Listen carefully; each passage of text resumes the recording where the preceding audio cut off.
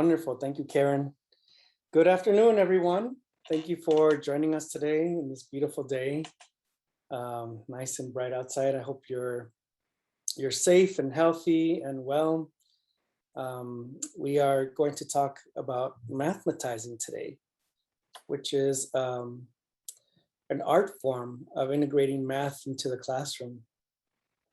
I am going to ask that everybody participate in one way or another, definitely through the chat. There are some interactive pieces. There's some questions that I'm going to ask you, some interpretations. If you're able to unmute and share during those times, it'd be great. If you're able to show yourselves on the screen, that'd be awesome as well. But I appreciate you being here today. So let's get started. So real quick, a little bit about myself. So I've been in the early childhood field for almost 28 years now, in different capacities, in the classroom, as director, as manager. For the most part, for about 25 years though, I've focused a lot on professional learning and development for teachers and leadership. I also teach at Roosevelt University. I teach bilingual ed courses there. I teach at National Louis University. I teach early childhood courses there. And I presented in the NACE conferences and Head Start, ASCD, National Bilingual Conference. And I was also one of my centers was part of the North American Reggio Alliance touring site, which was really cool a while back. So I bring a lot of different perspectives. I'm pretty creative. And so the math that you're going to see today is a little bit different than what you're normally used to. However, it's the early childhood way because it's based off of emergent curriculum practices. And so let's talk about today's goals and objectives. So we're going to talk a lot about mathematizing. What does it mean to describe and interpret math, right? For understanding. Because it's one thing to have math skills in isolation, but it's another thing to have children understand math, and that's a little deeper. We're going to talk about the purposes and the differences between math and exploration, and investigation and play. And then we're going to show some methods and strategies and techniques that you can take back into your classrooms or to share with your staff members, with your colleagues, so they can implement some of these in their classrooms. One thing that I love to share with educators is, for me personally, the definition of play-based learning. Because in the field, there tends to be this this negative disposition towards child care teachers, early childhood teachers. Sometimes some family members, or just in general, they think, oh, they're just babysitters, right? Because all they do is play all day. The reality is, though, that expert teachers, they view play as these three components: exploration, investigation, and play. Those three components compile what play-based learning is all about. And there's an art form to each one of them. And each one of them you can mathematize. So there's a way of learning the math through exploration of materials. There's another math that occurs through investigation. And then there's another math that occurs within play. Same thing with science. You can scientize exploration experiences, investigations, and play. Same thing with literacy, same thing with anti-bias literacy, same thing with social emotional. And so what expert teachers do is that they have multiple lenses that they can bring to the learning experience and engage children in high quality interactions. But it takes time to understand how to implement those. And so what I'm going to show you today is the beginning of that journey for some educators.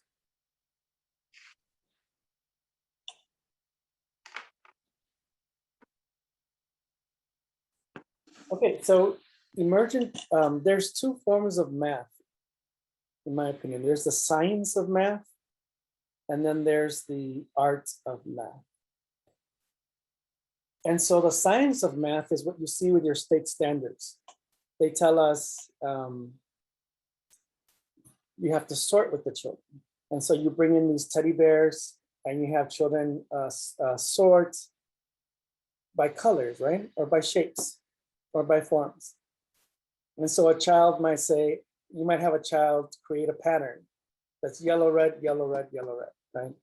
Yellow, red, blue, yellow, red, blue, and so forth. And that's the science that we know that if we do these activities, some of the children are definitely going to learn patterns, right? The difficulty in early childhood is that you might have 20 children in the classroom, and those that are early childhood educators know that we have to follow children's hearts. We have to follow their interest. If we're going to tap into their brain activity, if we're able to tap into what they really want to learn. And so if we only bring those skills in isolation, like those teddy bears that you sort by color, maybe you'll have 5 children that are interested. And what about the other 15? They might just do it because we tell them to do it, but their hearts may not be in it, and so forth. And so the art of math is when we observe, and that's number one, when we observe the math that the children are engaged in at the moment, and we use math language and math inquiry to engage children in the higher order thinking through a math lens. And so math happens in everything that we do in the classroom. Routines, activities, experiences, transitions, there's math in all of it. And what expert teachers do is that they create these micro math cultures in the classroom. Micro math cultures is the phenomenon where teachers use math in everything that they do. So you might have a transition, where you're transitioning children from a story time to play, and you're doing a math activity. And when they're playing in the housekeeping area, maybe they're cooking, there's a lot of math in that. And then maybe they go wash their hands and there's math in that. And then maybe they go outside and they're coming down the slide, there's math in that. And so a mathematizing teacher leverages all the experiences that occur within children's day and incorporate rich math experiences within them. Here's my book, Mathematizing, an Emergent Math Curriculum Approach. Check it out if you have a chance. What I'm sharing with you now and throughout this 3-part series will be part of what's in this book. And so this is the model of mathematizing with young children. And this can occur with older children as well. And basically you have the first step is to observe for rich context. We want to be able to see what are the children working on right now? What area are they working on? What materials do they have? And something that I always tell teachers is we have to play with the toys and materials that are in the classroom in order to understand the potential learning opportunities. That's a fundamental. Whatever toys you have in the classroom, you actually have to play with them.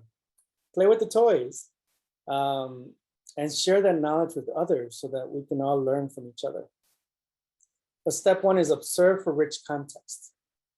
Identify the environments that they're in the classroom. Are they in the block area? Are they writing? Are they painting?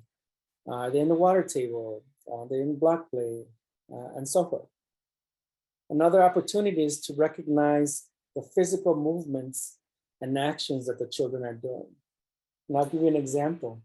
In one of the experiences, the children were really into airplanes. And so they created some paper airplanes that they were throwing in the gym. And so they all lined up and the teacher asked them to throw them and she was going to mathematize. And so when they threw the airplanes, some of them flew forward and the children were interested in how far across they can go. But some of them threw them up because they were interested in how high they can go up. And at that point, a mathematizing teacher provides the language of speed and distance to one group or to the children that threw it forward, and speed and height language to those that threw it up. And so even if the children may not have language skills yet, just through watching their physical movements and their actions, we can mathematize. And then we want to describe the direct and indirect math that's happening. And we're going to get a chance to do that in a second. The second component is exploration of materials. And there's opportunity for math in all types of materials in the classroom, but I like to distinguish two of them.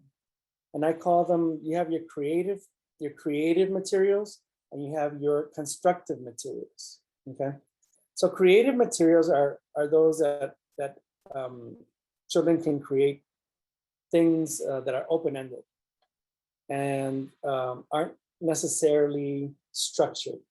So paint, for example, there's a lot of math in painting, right? Because there's lengths and angles and width and surface area. Writing utensils, recyclable materials, water, sand, all those things are just, you're able to create things. And there's a kind of specific kind of math thinking that occurs as you play with those materials. And then you have constructive materials. And those are the ones that I call modular.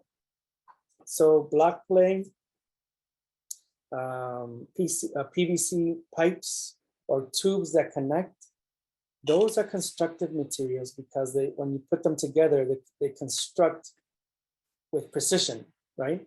So when you use any kinds of blocks, 2 little blocks will equal a bigger block, and 4 of those little blocks will equal a longer block. So it's always precise and it's modular. It's almost like when you go out to the furniture store and you hear about modular furniture, right? But they fit perfectly with each other, and you can switch them around and design at will. It's the same thing here with some of the materials. But the important part is the thinking that happens, the cognitive activity. There's one that's creative thinking, and the other one produces modular thinking. And sometimes we have to balance those out, right? Sometimes we're too heavy on the modular thinking, sometimes we're too heavy on the creative. It's up to the teacher. And so the other part of exploration materials is we have to understand the physical properties and attributes of materials. Everything in existence has a property and attribute. The tables that we eat on, the chairs that we sit on, the basketballs that we play with, everything has a math property, right? So the table that you're on now, it has length and it has width, it has height, it has a surface area, right? It has a lot of math. Writing tools, there's a lot of math there that could be explored. Any kind of tools, materials, clay, and so forth. And then the next part, and actually in the next 2 series, we fall deeper into language modeling and mathematical inquiry. So today it's the foundation, it's an overview and so forth. But once you're able to explore materials, then we have to understand what's the math grammar that's found with writing materials, with clay, with blocks, with PVC pipes, with all the materials that are in the classroom. And then what are some language techniques that we can use with the math grammar to engage children in rich math conversations? The last part is mathematical inquiry, and that'll come in the next few series. But that talks about different methods we can use to engage children in studies, in projects, and what does higher level thinking and questioning look like with young children. So that's a quick overview. So let's get started with some research before we get into the mathematizing part. So what does research tell us about math in early childhood? So it states that utterances pertaining to spatial relations exceed any other type of mathematical concepts. So in other words, teachers' conversations about positional and relational words, so when you hear teachers say under, over, near, far, inside, tends to exceed other kinds of math. And so that's something really important to consider, because even though this is really important and it's the foundation, we don't want to stay there, right? Numbers and geometry, which is this, tends to be understood as lower level thinking math. And then algebra, which is patterns and measurement and data analysis, all that tends to be higher level thinking. And so we have to be able to distinguish both of them. They're both important and they both complement each other. But we don't want to provide an educational gap where children are only receiving lower level math skill instruction, okay? Again, another piece of research says that there's a paucity of higher level mathematics that's found, and it's what I was explaining beforehand. If we only focus on numbers and spatial relations, what tends to happen is that those kind of math skills, we tend to use only closed-ended questions and lower level processing.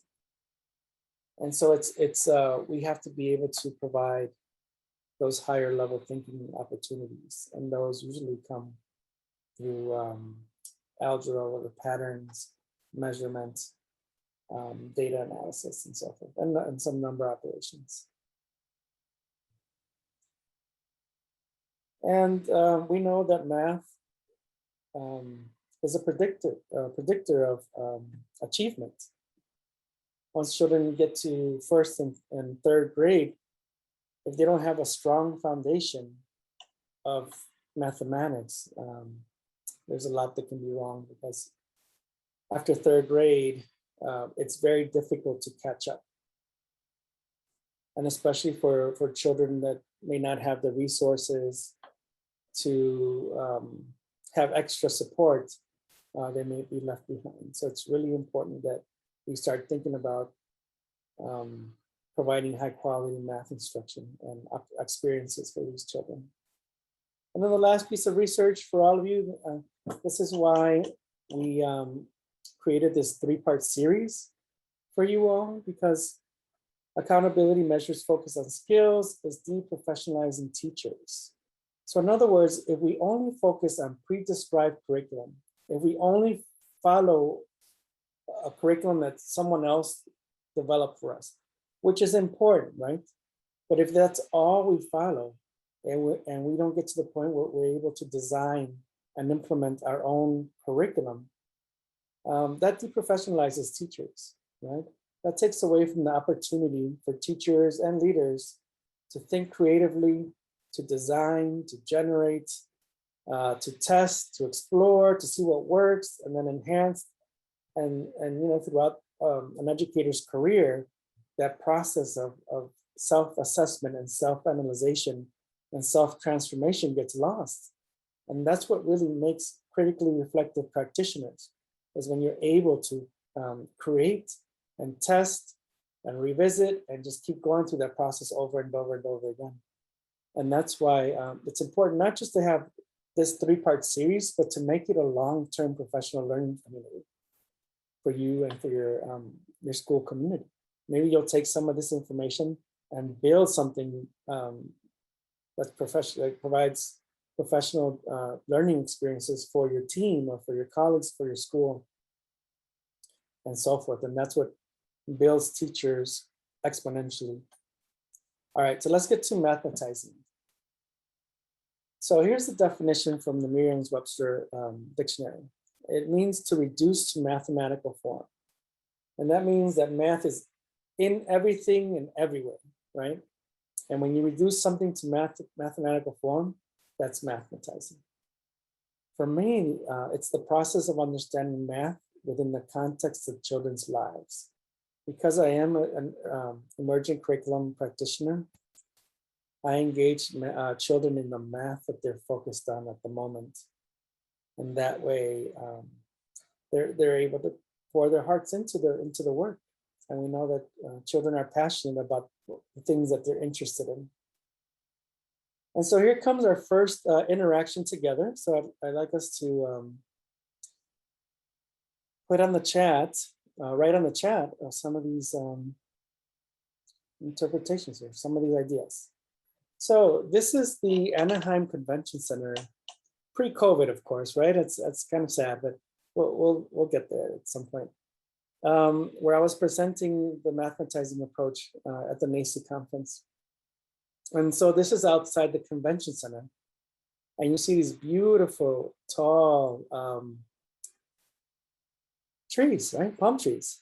And so my question to you, and if you can write in the chat, identify the math concepts found within this context. Okay. So on the chat, write down what's the math opportunities that you see here. If we were to take children on a walk here, and we're walking next to the convention center, what's the potential math learning that can happen? So Mantesia says, let's see, sorry. Height, yep. Sheila mentions height and shapes, good. Emily talked about shapes. Christy, counting, special awareness, texture, shapes, very good. Jamie, measurement. Emily, counting, absolutely. Tanisha, measurement patterns, height, counting, excellent. Yeah, keep going. This is all mathematizing, right? Absolutely. Measurement patterns in the trunks, all right. Counting trees, texture counting, excellent. You see, so you're already expert mathematizers here. So that's wonderful, right? And so we're going to pretend that the children are walking along, and you know, there's so many opportunities to talk about math because there's height here, right? The height of the palm tree, the length of the leaves, the length of the windows, the patterns in the windows, the patterns on the tree. There's counting opportunities, addition, subtraction, shapes. There's so many opportunities. And so a mathematizing teacher here, her job is to listen and observe the children to interpret where their interests are. Because many of these concepts, yes, they're possibilities, but some of them will be direct and some of them will be indirect. And so, for example, we're walking with the children and all of a sudden you see a child point up and the child says, up, up, right? Because maybe they're young. And then the teacher's like, aha, height. Right now, this child is interested in the concept of height. And so what we do at this point is that we let go of all the other concepts. And then we look for the top 5 or however many you want. I always like to say 5 or so. Top 5 key vocabulary words. Math vocabulary words that are going to help the children understand the concept of height. Why? Well, first, because when the girl said up, she told me that's the concept of height, right? So that's where their heart and mind is at the moment. And so 2 things can happen at this point. We can keep it at a basic level, or we can move into a deep conversation with this child. And so if we only focus on the surface level conversation, we would only use the words tall and short for height, right? Ooh, look at that tall palm tree. And that one there is shorter, right? And that's good, that's a basic one. However, we have to give them the opportunity to hear other words that are going to help them with the reasoning of math. And so one of the examples that I love to share with you is an experience I had while I was coaching a teacher some years ago. And the children were interested in dinosaurs. And so the teacher had brought some dinosaur toys. And he told me, Mr. Allen, my children know what the concept of height is. And I said, that's wonderful. And he said, here, let me bring you my brightest child. And he brought this little girl to me. And he asked her, so there was a T-Rex toy, and then there was a Triceratops, right? And he tell Mr. Allen which dinosaur is tall and which dinosaur is short. And so the little girl looked at the dinosaurs and she said, this one is tall and this one is short. And so the teacher said, you see, Mr. Allen, I told you that I taught them the concept of height.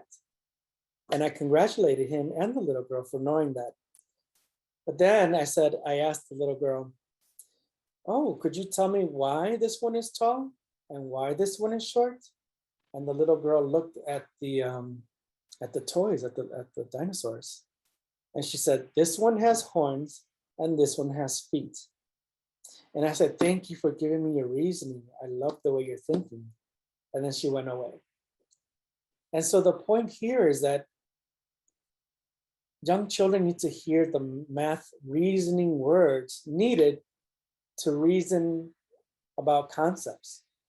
And so because one dinosaur was tall and one is short, the reason why one is tall and one is short is because from the bottom of one dinosaur to the top, there's distance between those two, and one has more space and one has less.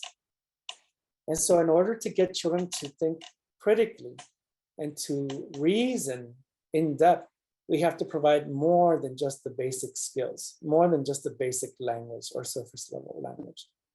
We have to promote and provide the language they're going to use to reason and answer with precision. And again, at the beginning, it's not always about precision because we want children's cognitive activity to move, right? Like gears. But eventually, when they hear intentional math vocab, they'll be able to reason precisely because the teacher has given multiple opportunities to look at the concept of height through trees and homes and trucks and people, and have given them the top 5 or 7 or however many key vocabulary words they need to answer with precision. And so once you find out the topics that the children are interested in, and you come up with your key vocabulary words, now you can use these words in math-based studies. Now you can use these in math conversations, in math explorations, investigations, and projects. And that's how you get to the point where children understand, because understanding means that learning has been crystallized. Crystallized means that they understand it and they're able to apply it in multiple contexts, right? Like they can talk about height and the reasoning of why something's tall if they're looking at a tree, if they're looking at cars, if they're looking at people. They say that learning is crystallized when they're able to apply the knowledge in different contexts. And in order to do that, we need to engage, provide these rich experiences in multiple ways. And so we have to revisit and revisit and revisit in a fun and exciting way. Okay, so it's fundamental for teachers to be able to see math concepts everywhere and what the children are doing, what they're exploring, investigating, seeing, and doing. It's super important. And then the goal of higher level mathematics is for children, older children and adults actually, to be able to understand the relationships within the mathematical systems, for them to be able to see math everywhere and in everything, because math is a power language, because it's something that children will use for the rest of their lives. And so we have to promote and we have to provide rich, high quality math conversations and inquiry. And when you look at this tree, we know that the concept of height that's at the top there has a relationship with the concept of length, which has a relationship with the concept of width, has a relationship with the concept of angles and points and feet and inches. In other words, whenever we study something, we have to provide multiple math concepts so that they can see the relationships that they have with each other. And you know when children will use this the most is when they enter first grade and they get introduced to fractions and other algebraic functions.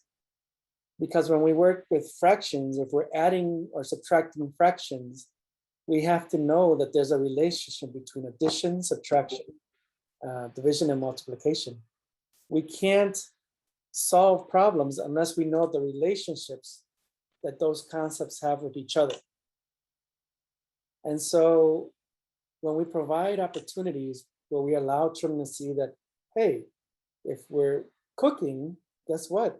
Temperature and quantity and ounces and pounds, all these have relationships, and you have to use these multiple math concepts to make something delicious, something delicious that so many of us can enjoy.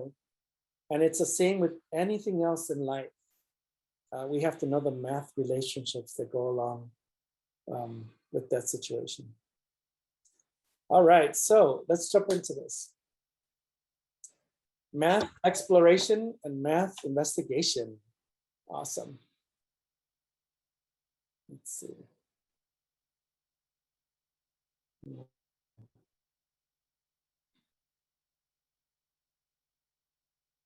All right. So exploration is foundational. It's foundational. When children are allowed to explore materials without freely, openly, right? What happens is that they're making all these neural connections in their brains because they're using their senses to make meaning of materials. Right? And so when a child touches water, all these neurons are just shooting all over the brain. They're like, oh my gosh, what is this sensation? It's wet, it's cold, it drips, it's not in my hand anymore, but it's in this container. Like all these different sensations and thoughts and meaning that's happening during that time. Allow them to explore, allow them to make sense of what's in front of them, and allow them to revisit and give them the chance to explore the properties and attributes of these materials. When we allow them to explore, this is the optimum learning opportunity for us, actually, because we get to see and observe and interpret, number one, what are the properties and attributes that they're exploring? Number two, what are they interested in? You know, you can watch children in water play, and each one of them is exploring something different, and each child is actually theorizing and hypothesizing different things, and we need to allow for that cognitive activity to flourish. The opportunity to hypothesize, the opportunity to theorize, the opportunity to test and revisit and fail and err, then think about it more and continue on. It's a cognitively demanding process. And so if we don't allow them to explore, we're taking that opportunity away from them.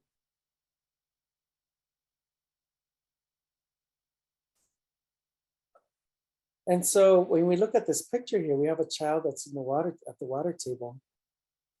There's specific math concepts that the child is exploring. Right?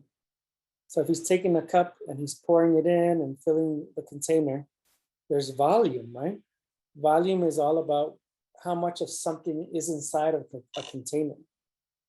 They might be exploring distance to see how far something travels in the water table. They might be exploring temperature, right? To see how cold or how warm something might be. I've seen some teachers, they heat the water and bring in warm water, and it's a different sensation. And there's also weight to things, right? Once he picks up that container in a little container, there's weight that's happening there. And so during the exploration stage, it's the perfect time for us to observe and interpret the math that they're exploring. It's the optimum learning opportunity for children because they're making sense of the properties and attributes of materials with all their senses, right? And that's why it's so important that we bring in real world materials. Because when we bring in real world materials like water, specific toys, leaves, now that it's fall time, they're able to touch it, they're able to smell it, they're able to see it. They can use all their senses. But if we talk about, for example, the rainforest or the oceans, they're going to learn some facts, but they can't touch it. They can't use all their senses. And so in order to maximize and leverage their cognitive activity, it has to be something that's tangible. Tangible and long-term, like you can explore it, investigate it, play with it for a month, right? It could be the tree outside. It could be the snow that you bring in. It could be the leaves that you bring in. It could be the clay that's at the art table. It could be the paint, right? Those are tangible. And sometimes we don't allow children, we don't leverage or maximize the learning because the topics that we choose are decontextualized. They're not a part of their life. And those are good for when we're older, right? For older children. But remember that children, the learning topic should be based off of the child, the family, the school, the community, the city, the country, the world, right? Like it's like this ecological model. And so if they're learning about something about the world and they're 3 or 4, that's too abstract for them. They might learn some facts, but they might not really know in depth what something means. And I'll give one example. I had a little girl who was interested in Hawaii. For some reason, she wanted to go to Hawaii, and she was in the dramatic play area, the housekeeping area. And she said, I want to go to Hawaii. And I said, wow, I've never been there, but it sounds like it's a wonderful place. How far is Hawaii from Chicago? And she looked in the kitchen area and she said, from here to here, right? And I said, oh, wonderful. Can you tell me how far that is? And she took 5 steps and she said, it's 5 steps away. And I said, wonderful, thank you for letting me know. And so it's abstract, right? It's great that there was a little bit of math there, but the concept was too abstract. As opposed to if we measure her against the college, another student, or we measure her hands, it's tangible, it's right there, we can study it. So just to keep that in mind when we provide the topics of study or projects, that make sure that they're tangible, that they're relevant, and that they're meaningful to the children. All right, let's see. Okay, so we're going to listen to a video. And what I'd like you to do is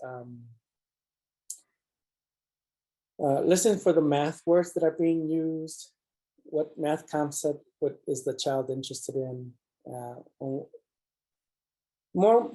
This one's for a younger population. So listen to how the teacher is using parallel talk as a technique to engage young children. So grab me 1 second while I switch screens here.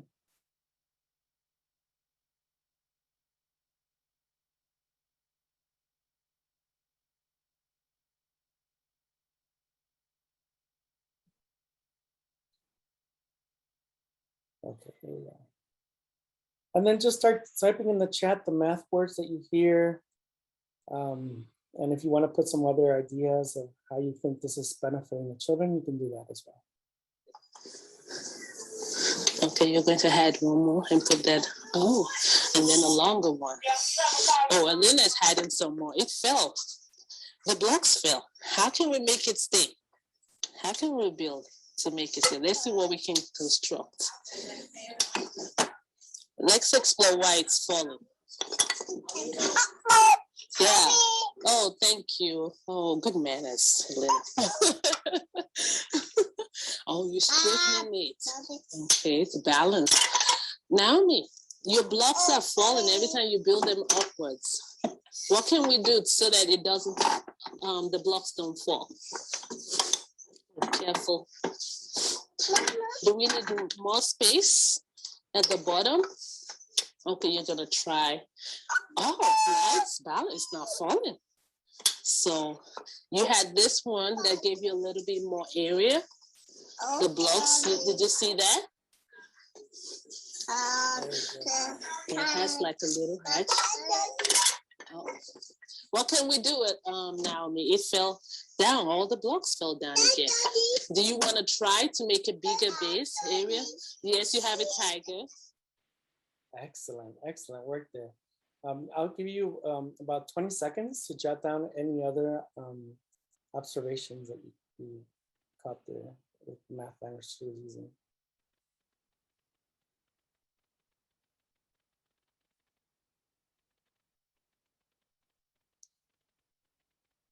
So thank you. Keep them coming. But thank you, Trishan, Tanisha, Montesia, Jamie, Misty, Christine. Thank you so much. Emily and Julie. If I pronounce your name wrong, I apologize. I'm trying the names, you know how that goes. Yeah, and so if you notice, at that point, it's not just let the children, let them explore, but listen to the rich math language that's being provided, right? There's, based off of what you all wrote, there's a lot of surface area language, right? And measurement, which makes sense because when you're using blocks, that's what you're doing. But you hear a lot of surface areas language over and over again, and she's repeating it based off what the child is doing. And that's what's super important, because if the child is exploring with their hands, and then what they see in front of them, that's the language that they're receiving based off of what they're doing. That's how they learn language quickly. And for example, young children, the language that they learn the fastest is language of transitions, because they eat every day, they use the bathroom every day, and they, get ready to go to school every day. And it's that repetition that happens continually. And so when you hear children, they'll have that language, they catch that really quick. And so we have to use the same kind of strategy when they're playing. We have to give them that language, the math language of what they're exploring and so forth. All right.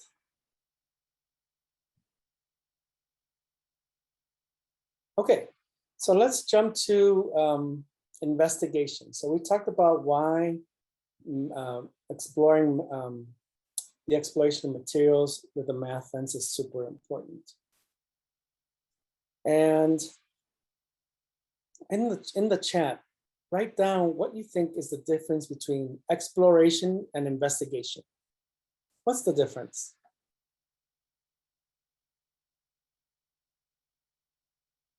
So when you see a child exploring versus a child that's investigating, what's the difference there? What would you say?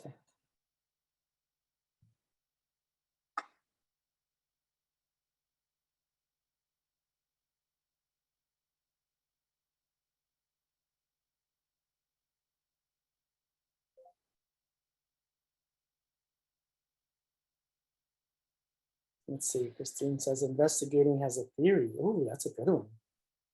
Explore, more free will, investigate is the next level. Nice. Explore the field, touch, smell. Exploration is more open-ended. Investigation might have specific goal. You guys are experts, see? That's wonderful. Exploring is discovering what's available to them. Wonderful. Looking and observing and asking questions. Yes, yes, and yes. Excellent. Absolutely. Yeah, they go hand in hand, right? Because the cognitive activity that happens in both is spectacular. but there is a slight difference. And one of the differences that you all wrote is that we want to give children the opportunity to explore, but at some point they hone in on something specific, and that's the investigation that we want. Once we find out after much time of exploration that they're interested in something, then we investigate that. And so it's like you said, it's more specific, it's more intentional to a specific concept. And if you look at this picture here, what math? Well, the math, there's tons of math that's happening, right? Oops, let me go back here. So these are some of the concepts that children explore when they're at the water table. What do you notice about the materials that they're using? What do you notice about the materials? And what concept is this child starting to investigate?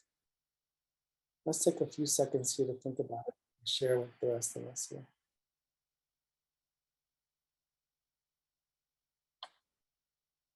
So Christy talks about volume, absolutely. Child size, yes.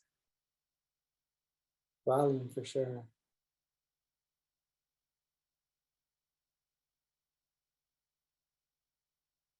Excellent, and just keep them coming as you some ideas come to mind.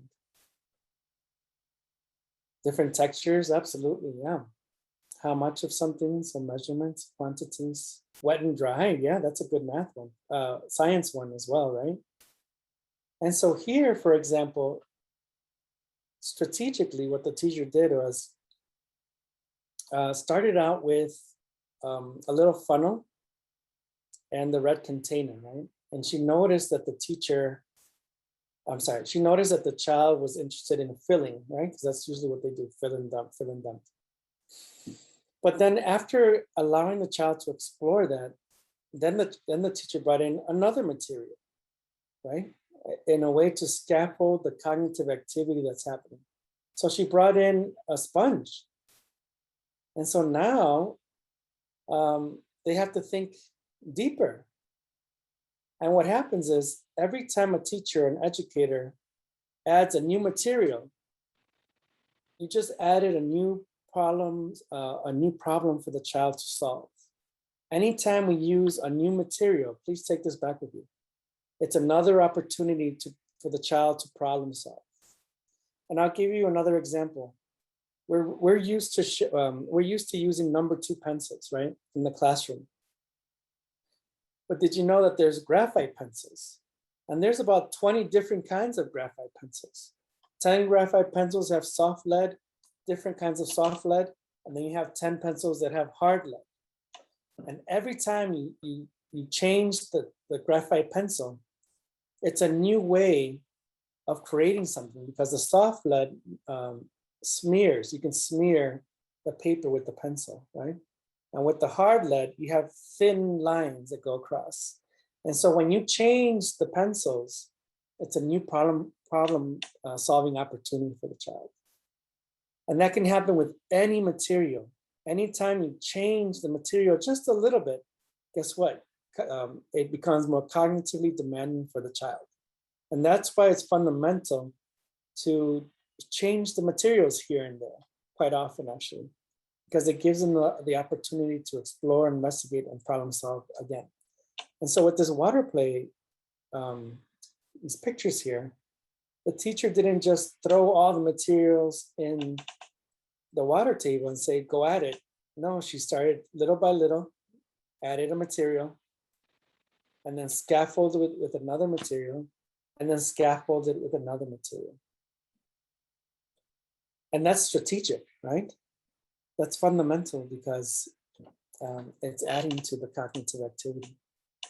Another opportunity at the water table that I like to do with children is that you might bring in those little cups that are like half a cup size, and then you have the regular size cup, right?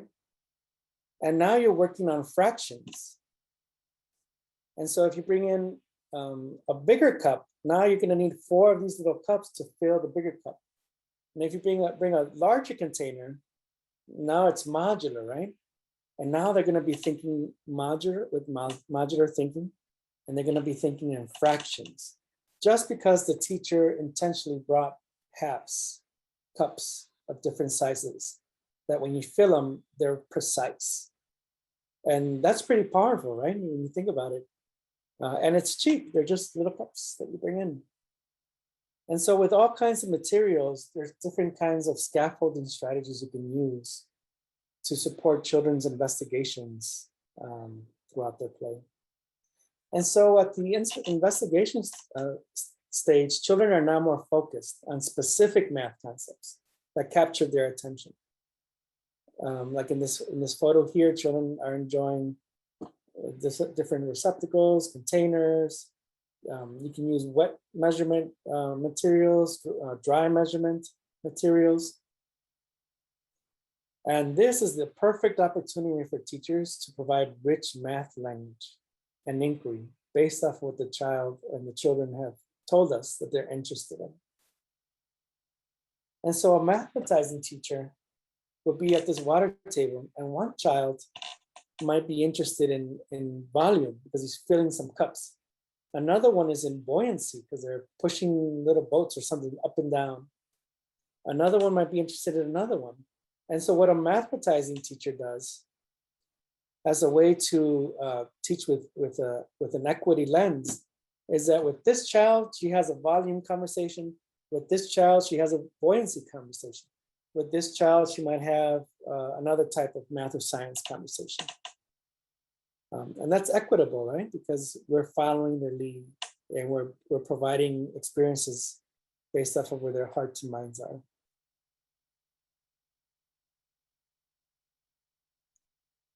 All right.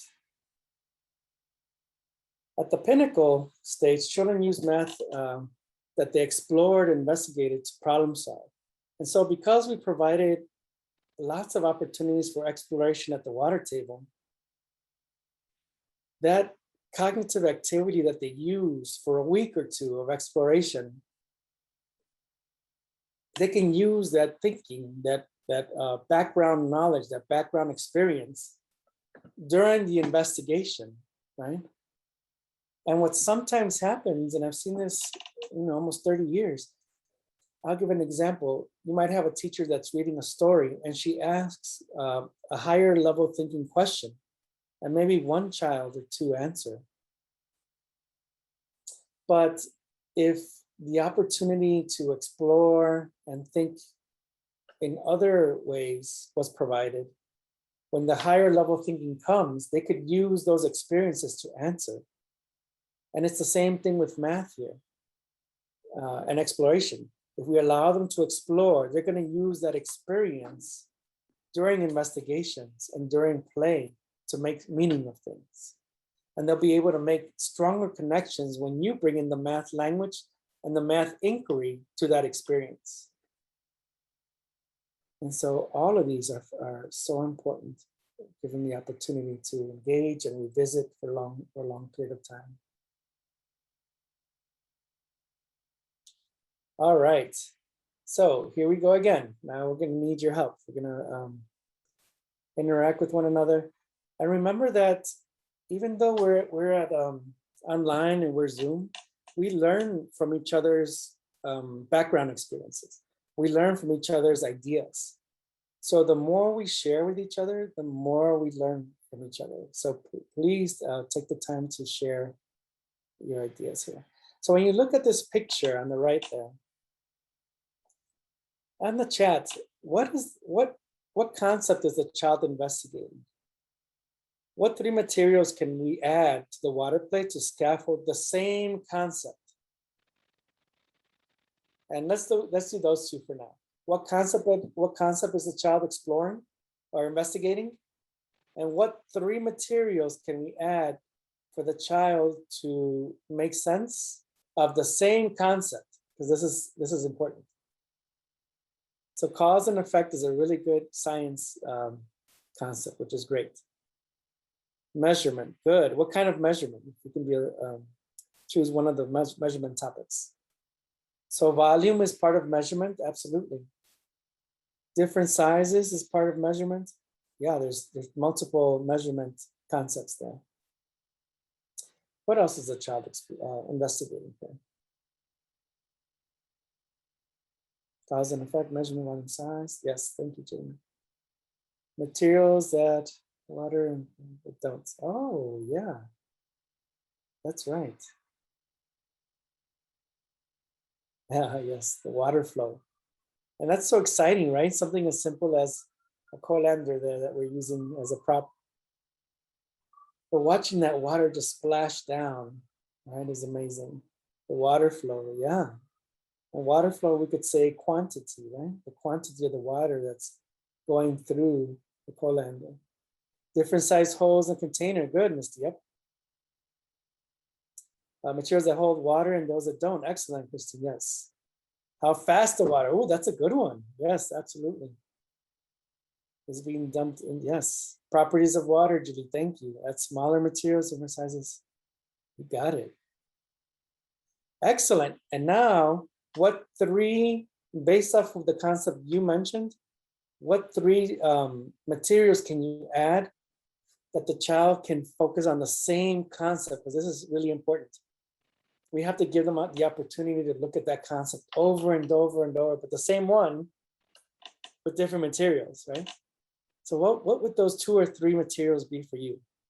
So Tanya talks about funnels and weight. Excellent. Funnels, strainers with different holes. Yes.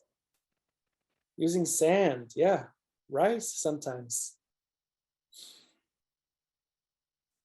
That's a good one.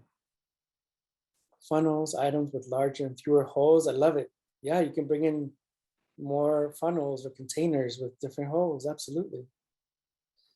You can add sand. You sure can. Yeah, that would be a really good science activity. If it's sand and water together, right? It gets mushy. Oh, you can add colors. That's a good science opportunity. Science and math. I always say science and math are married, right? Like they're a couple. They're partners. What other toys or materials when you think about the water table? Remember we talked about sponges you can bring in there, water wheels. Yeah. A scooper, absolutely. Sponges, turkey baster. Yeah, I love that one. The turkey baster is a really good idea. Excellent, good job there. And you see the point here is that once it's an investigation and it's a specific concept, keep it going, right? Keep going in that direction. Give them more opportunities. Tubes, yes, PVC pipes, all those are really good. Absolutely. All right, one more. Let's do this together. This is one of my favorite ones. So, what concepts are the children investigating? Look how beautiful that looks. So let's talk about the concepts. What concepts are the children exploring there?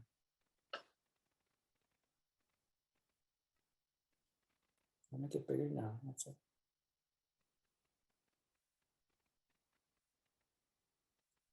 Length, thank you. Shades of color, that's a good science one. Texture and color, that's good science. Counting, for sure. You can see the measuring tape. She has a measuring tape there. Texture is a good science one. Matching is a good math one. And look at the rainbow. Look at the patterns. Good. Look at the patterns in the rainbow. Do you notice the materials that are on the rainbow? Yeah, they're sorting there, right? They're sorting by color. They're matching. Absolutely. Remember, patterns is algebra. For young children, patterns, everything to do with patterns is algebra. Sorting, excellent, everyone. Absolutely. And if you notice the clay that they used, they actually used the clay to represent the rainbow that they had already created. And that's what I was talking about, is find other ways to represent the same thinking that occurred previously. And that's going to help children crystallize that knowledge, because they need to revisit the same concept with different materials. And it is three-dimensional. Very good. Following a model. I love that. Yes. Yes, yes, yes. Thank you, Julie and Tanisha. Yeah, they're representing thickness. Yeah. I love it. You guys are awesome. I love it. And they're using a measuring tape, right? A tape measure to measure each part of the rainbow and counting.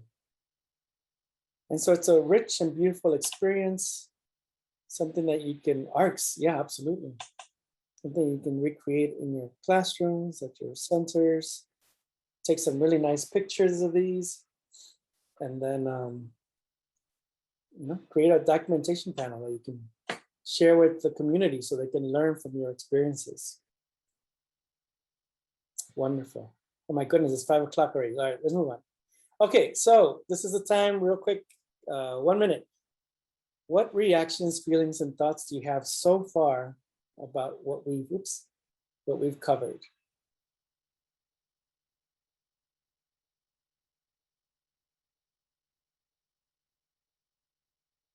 And I always ask for feelings, reactions, and thoughts because those three, teachers usually jump to the thoughts right away, but feelings is really important. You got to be able to identify what you're feeling about certain things and what are your reactions to things, right?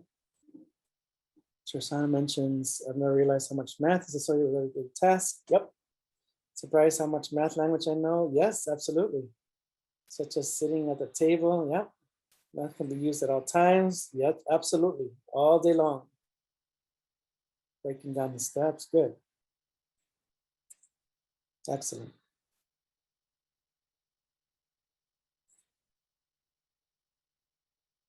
Let me see, 10 more seconds.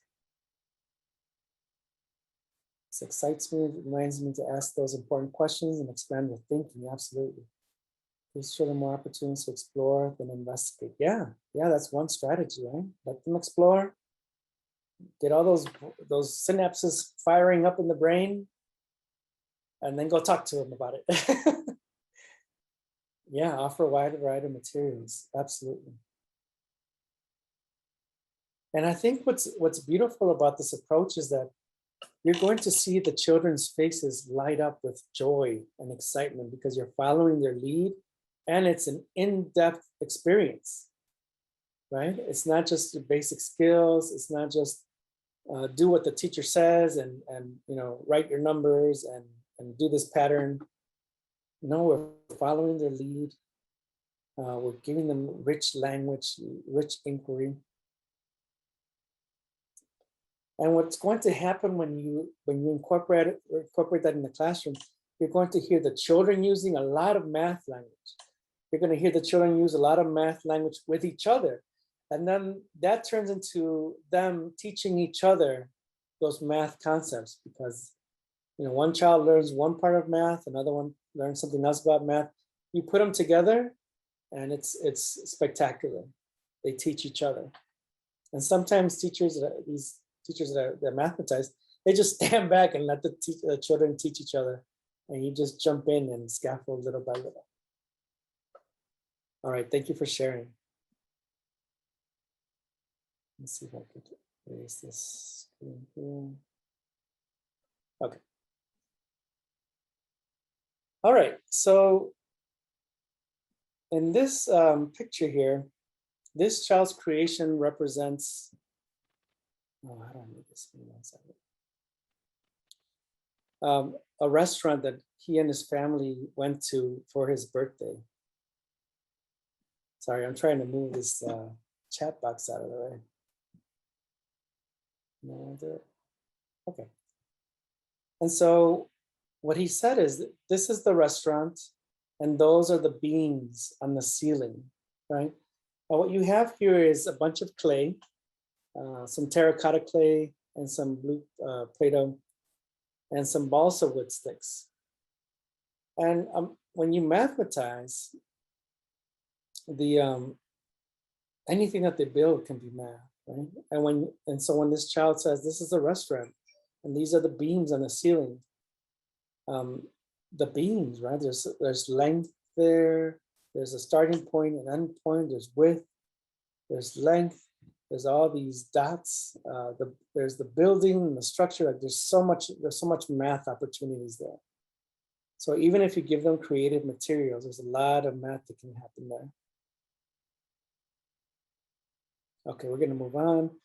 All right, so now it's play. We've talked about math within exploration, math within investigation, and now play.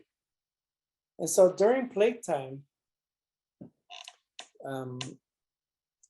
what's really important is that children's background experiences come to life, right? They use their background experience and their knowledge to interact with the materials. So when you see this child here in the dramatic play area, they usually represent their lived experiences, right? Whether it's the home experience, if they see their parents cooking, the family members cooking, or taking care of a baby, or going to a grocery store, and so forth. And so, again, great opportunity. That's where their hearts are at the moment. They just experienced this weekend, right? So that's where their minds are at. That's where their hearts are at. And we know that children learn when they make connections to the real world, and they make sense of the world around them by linking new experiences to old experiences. Children and adults use math in everyday functioning, so play can help crystallize the math concepts they experience. And so because children in some of these areas, they represent their lived experience, they're going to keep doing that. They're going to revisit it over and over again. And so a mathematizing teacher can capture that and engage them with rich math language and inquiry. When they engage in play, though, they share their social cultural perspectives, their behaviors with colleagues. And we need to learn how to leverage those experiences, right? Try to understand what their home culture is, their ethnic culture.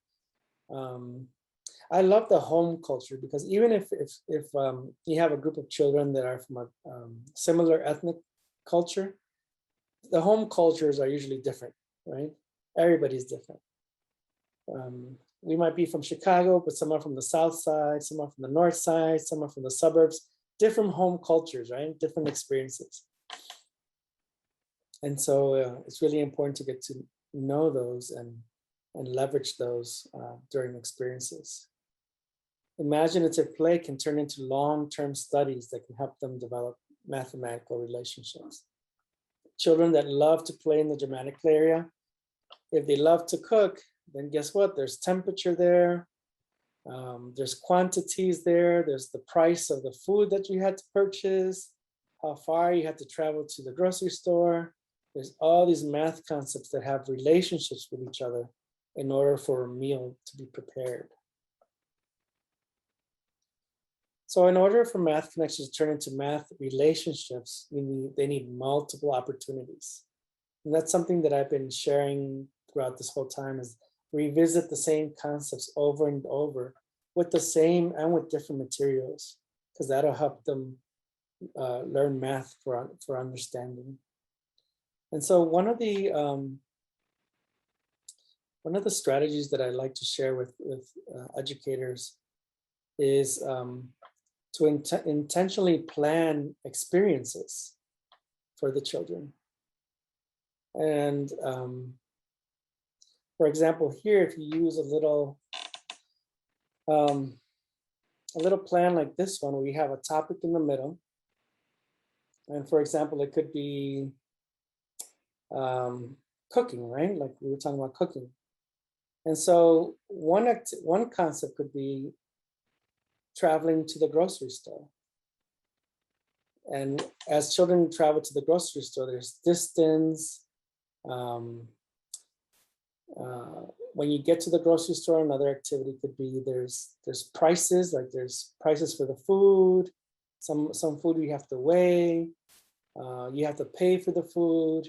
There's a receipt that tells you there's tax that you have to pay. The kids love that one. Like, what is tax? Why do we have to pay tax for the things that we buy? And then you bring it back, and then you have to measure the quantity that you're going to cook. and then you have to cook it with temperature, and then you have to serve it, right? And the serving, there's patterns because you have to set the table, and there's quantities there and so forth. And so with any experience, with any topic, you can use something like this to think about the multiple concepts that work together and how they form a relationship to build something out or to create something. And that's how you develop relationships. These skills, like I said earlier, will be used later on when they enter elementary school, because they have to learn the relationships that math concepts have with each other to solve problems. Okay. So here's a cooking study with math. I already talked a little bit about a cooking opportunity, going to the store, cooking, serving, all those things, right? We have all these opportunities that can occur if you're during playtime. How many people are in the car that go to the when you go to the grocery store? What's the patterns in the traffic laws? Patterns in the parking lot? Why do we have to park in specific spaces, right? The sizes of veggies, the price of items, paying, the temperature of food, the sequence of a recipe, additional ingredients. It's endless. It's endless. And what I always share with teachers is that bring in your strengths. You know, some of you are excellent cooks. Some of you are excellent with financial literacy. Some of you are rich with art. Some of you are rich with construction. Do that math, right? Use your talents to mathematize with children.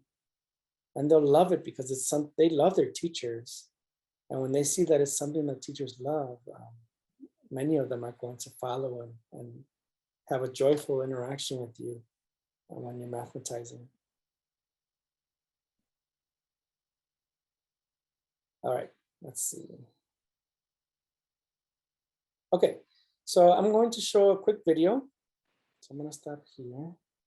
You grab me 1 second. I have to start sharing this and pull up the video. Let's see. Okay, 1 second.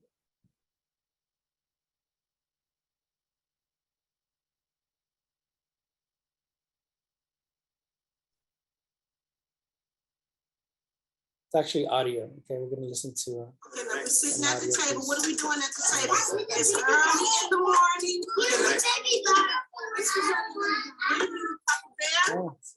Bear cover. Okay, we're sitting at the table. Mama has made us some breakfast. Okay, 1 second, please. There we go. Okay, here we are. So I'll give you some context. So these are some children and a teacher, and they had just read Goldilocks and the Three Bears, and they're role playing in the dramatic play area. Okay. Oh, don't block this.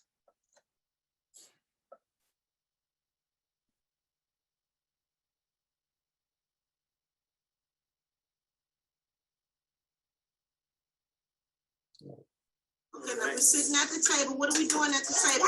It's early in the morning. What do you mean, Papa Bear? Papa Bear cover. Okay, we're sitting at the table. Mama has made us some breakfast. Did you hear Mama? Mama says eat your porridge. You need to eat your porridge here. Woo! Too hot, too hot, too hot. Let's Papa Bear taste your porridge. Baby Bear, taste your porridge.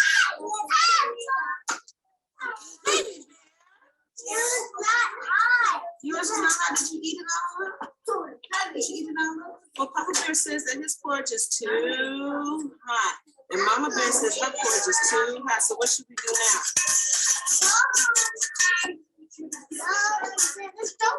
And go to the store. What are we going to get from the store? We're going to go.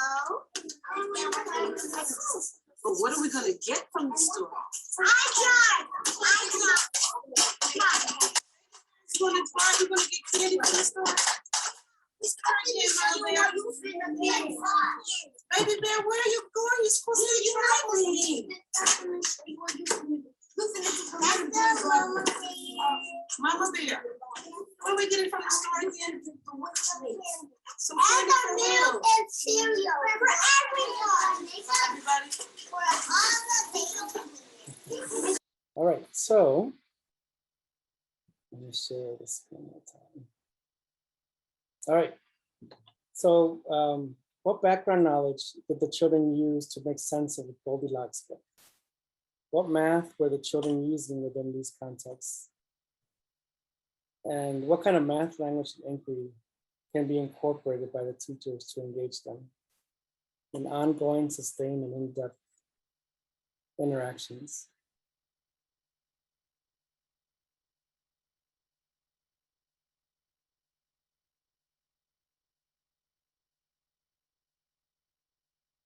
So they had to use background knowledge of hot and cold, absolutely. Cooking, hot, cold, grocery shopping. Temperature, absolutely, yep. Love it, temperature. And shopping, yeah, so remember after cooking, what did they do? They drove, right? To the grocery store, absolutely. And so, yeah.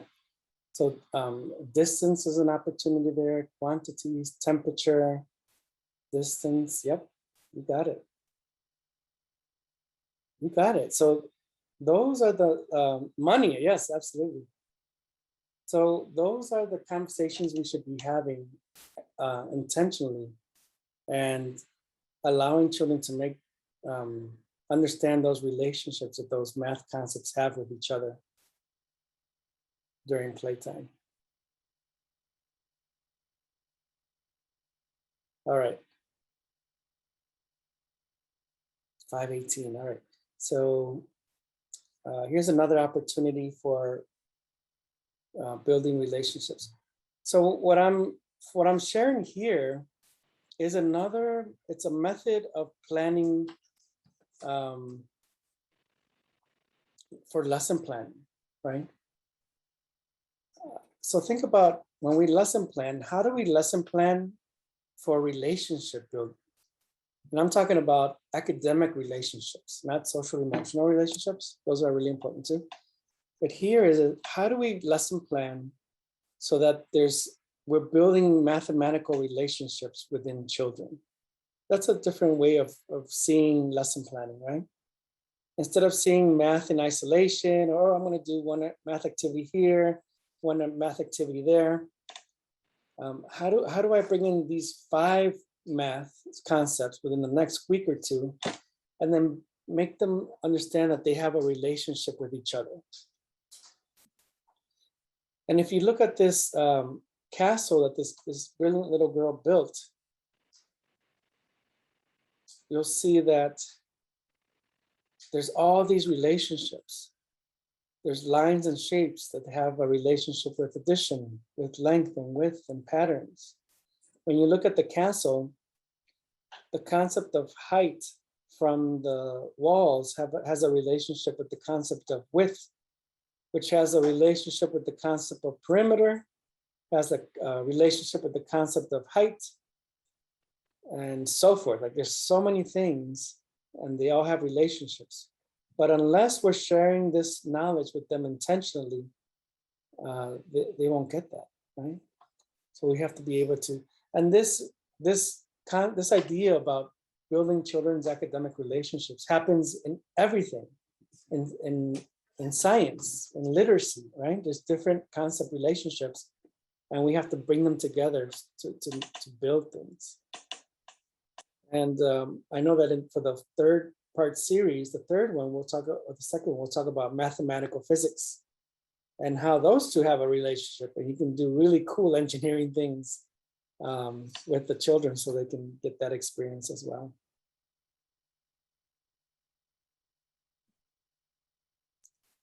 All right, so we're almost done. I just want to get your initial reactions to the math component. What are some ideas, some ideas that are running through your head? some questions you might have. Let's take about 20 seconds to jot those down. And the importance of play through a math lens and the relationship they have with exploration and with investigation.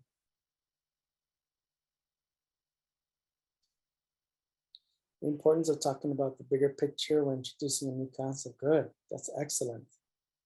Yes, different strategies and approaches you can take, absolutely. To embed higher level processing skills, absolutely. And in the later part of the series, I'm going to give you inquiry-based strategies and methods that you can use right away in the classroom and with the teachers. Asking their opinion, math can be viewed differently for each child. Yes, Julie, absolutely. A mathematizing teacher can jump into the conversation at will with any concept that the child is exploring or investigating or playing with. Strategies and ways to incorporate math, looking at it differently, good. To observe, learning has been crystallized. Yes, that's so important. Has it been crystallized, right? Do they understand it or do they just know the surface words? We have to move beyond surface-based learning. Intentional moments, yes, that you can create. Appropriate math play, reflection, scaffolding. Excellent, everybody, wonderful. Great, so let me share with you this cool experience. So in the book, I talk about learning protocols. And a protocol is a sequence of learning experiences with a math lens that extends a child's study throughout time, right? And you can fuse math, literature, the visual arts to be creative thinkers. You can provide some constructive materials to create modular thinking. And so what happens with this protocol is that there's this 10-step process that we allow the children to go through within 2 weeks. And so what we did is we provided different kinds of materials throughout 2 weeks. Graphite pencil, right, in the first experience, clay and balsa wood. And so when you mix media, right, when you put clay and balsa wood together, now it's different problem solving because you have to learn how to use clay with wood together to create something.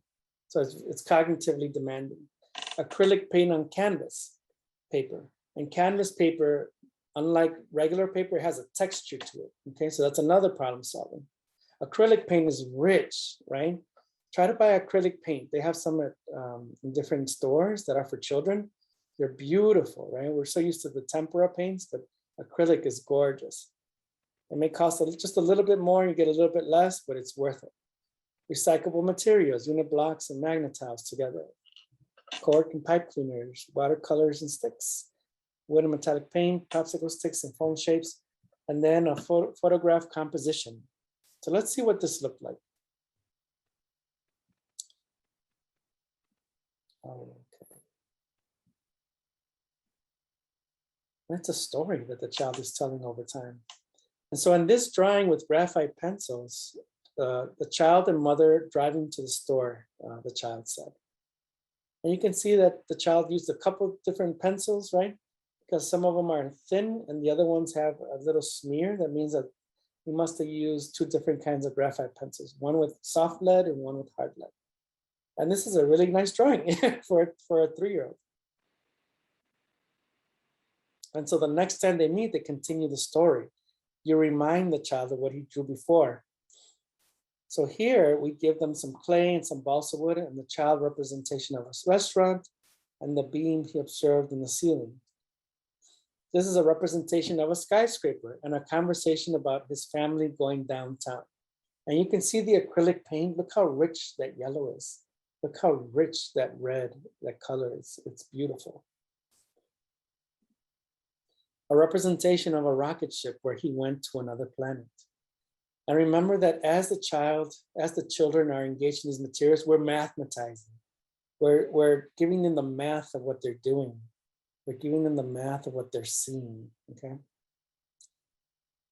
This is a stadium where the rocket ship landed, right?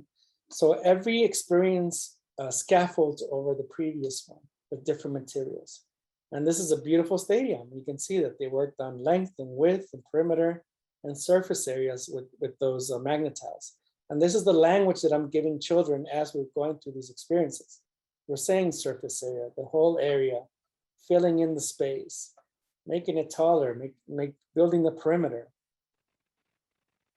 This is a robot that was driving the rocket ship. We mathematize that. This is the robot's chair inside the rocket ship. Representation of the child's family and the robot going to the forest before going downtown.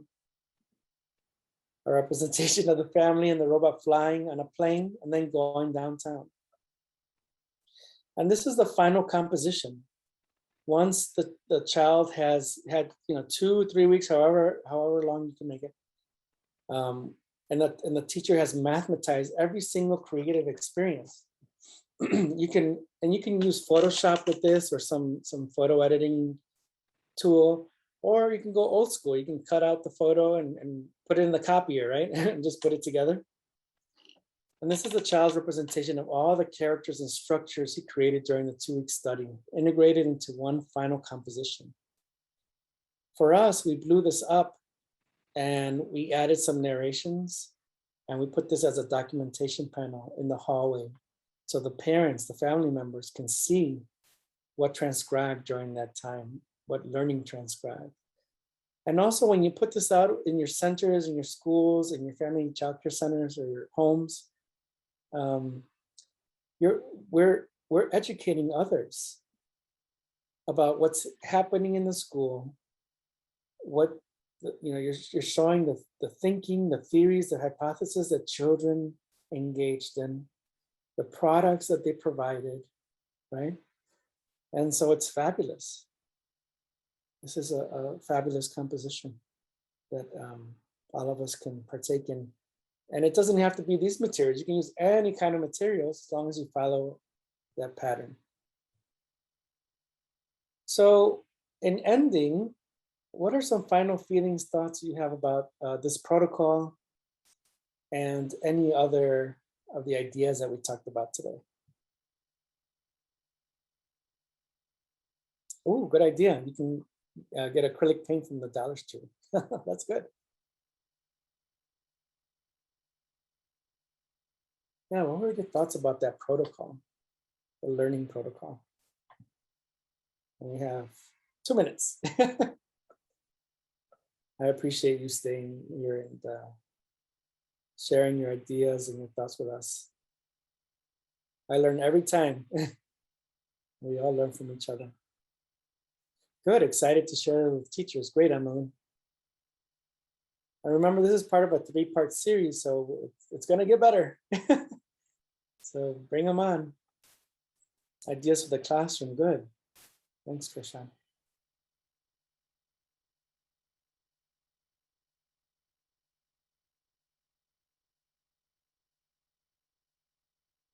So much wonderful information to use in the classroom for students, good. Looking forward to trying it.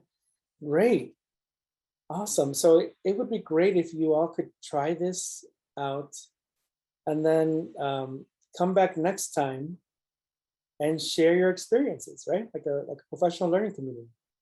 Come back next time, share your experiences, and then the next time we meet, we're gonna scaffold this learning with some of the language and the inquiry that goes along with this approach. Okay, so thank you all for joining us. I appreciate you guys were very interactive, which is spectacular. You guys are awesome. And I hope that